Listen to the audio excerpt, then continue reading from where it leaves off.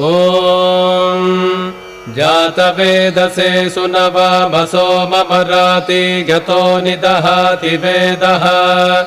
तनः परिषदति दुर्गाणि विश्वानावेव सिन्धुन्दुरितात्यग्निः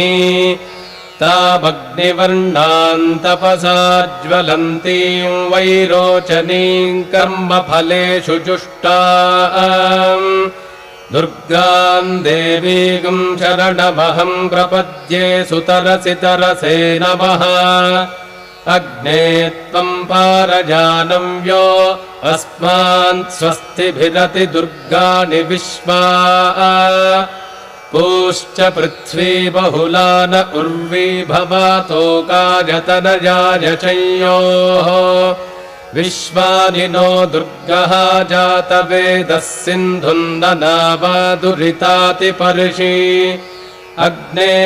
अत्रिवन्मनसा गृणानोऽस्माकं बोध्यभिता तनूनाम्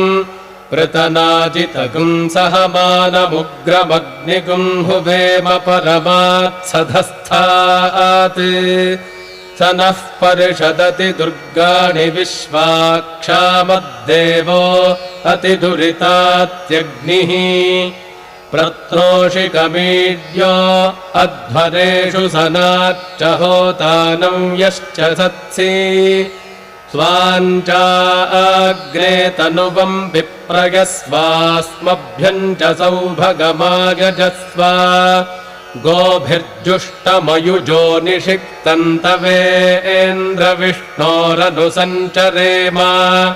नाकस्य पृष्ठमभिसंवसानो वैष्णवील्लोक इह मादयन्ताम् कात्यायनाय विद्महे कन्यकुमारि धीमहि तन्नो दुर्गिः प्रचोदयात्